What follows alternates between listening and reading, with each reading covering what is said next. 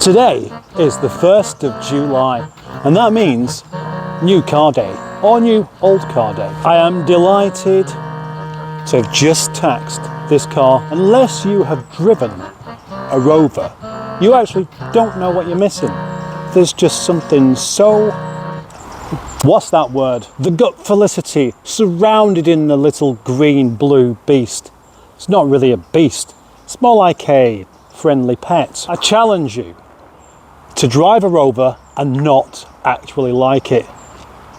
You can't quite explain it. And I've driven all sorts of things, and some things make you smile, some things make you go. But a Rover gives you the same kind of welcome when you come in the house as your pet dog might do, provided it's not a dog that dislikes you. From the zingy Case Series engine to the undoubtedly saggy headlining. Oh, and now door cards as well. They have faults, of course they do. But what doesn't? A car of this age that stood up as well as this really deserves a pat on the back. I can't keep this car without actually using it. I don't want to use it lots, but I want to give it a run maybe 2 or 3 times a year. Whilst it's sat around doing nothing, things can start to go wrong. Things get damaged. People are clumsy. People are arseholes. People are just difficult. People don't give a shit. But I do. I didn't do that. But I did unfortunately do this with my swinging door by being clumsy and using my spatial awareness in a way that normally I would be embarrassed by. I am embarrassed by it. Notice though, this little car wants a wash. And I'm not going to bore you with a film about washing the car, but I'm going to do it.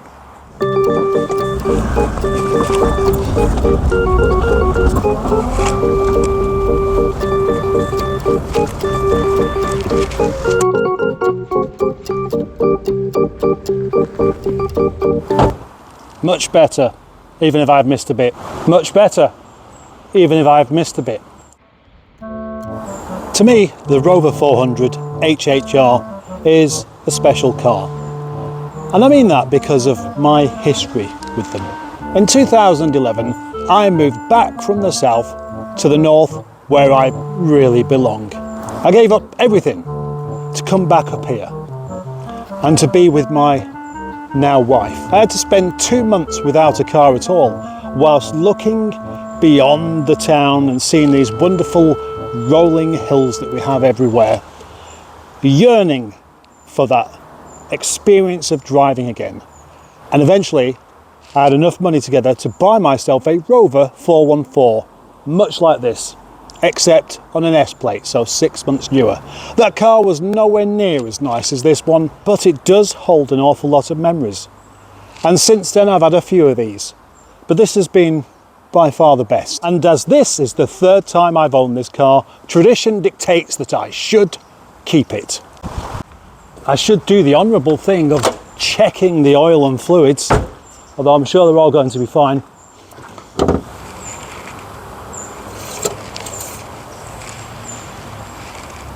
Good.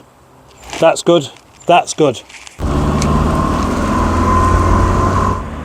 How many cars have you driven where there's no kind of knocks from things like ball joints or drop links or any of that kind of stuff?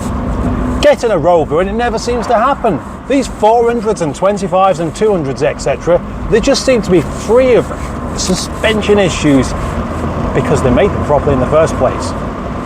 Little known fact. I say little known fact, I mean mostly ignored fact. Oh gosh, the heating's up already and I don't want it on at all. What you don't need me to do is bang on about how good the steering is and how good the gear change is, because you might already know that. And if you don't already know that, the steering's really good and the gear change is really very slick indeed. It's an absolute pleasure to drive. And you see this look here? It's a look of contentment, the look of just being really comfortable where you are. It's nice to have a seat that isn't rock hard like you get in a German car, or to be surrounded by electrics that don't work like you get in a French car. That sounds so good. so rorty and just satisfying. I know I am banging on about stuff that I've done loads and loads of times before, but if you enjoy beer, you don't enjoy it once. You think, I enjoyed that, let's move on to something else. No, you go back and have another one. You don't give it up because you like it and you've experienced it. No, you carry on drinking the stuff because you do like it. Same with anything.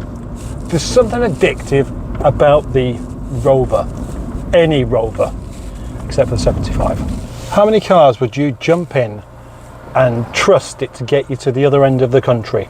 Not that many probably, but this is 28 years old and I would trust it to take me to Scotland and back, and I wouldn't even consider it going wrong particularly. So people bang on about head gasket issues and stuff like that.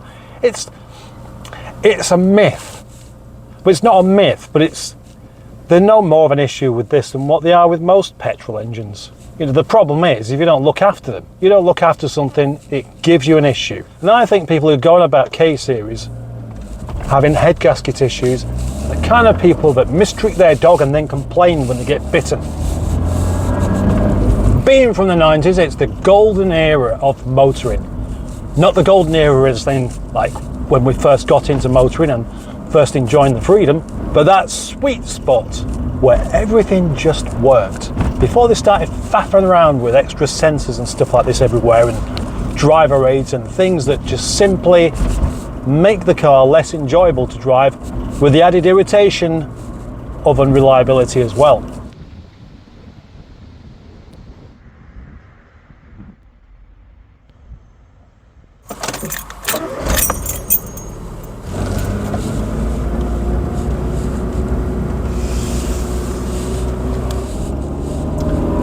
Another wonderful thing about having a car like this is that it's not anonymous.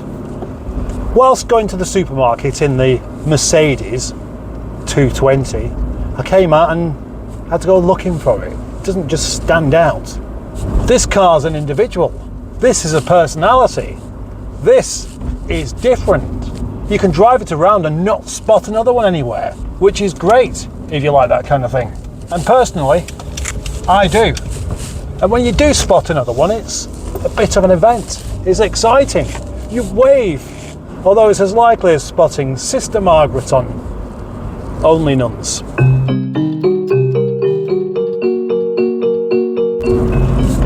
And it's only really just occurred to me that I'm talking about this car rather than just enjoying driving it. So I'm going to just enjoy the rest of my drive home, which is about a mile.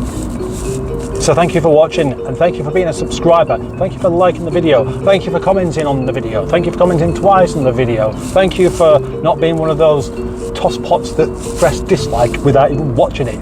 They're the kind of people that slag the K-series engine or any Rover just because there's no experience of it, and they just like to go off what other people have said. Yep, well, I'm a man who knows my own mind, and I like to use my own mind rather than somebody else's. There we go, old gentleman. Pop over the road. That's it. You can trust a Rover driver to let you cross the road safely.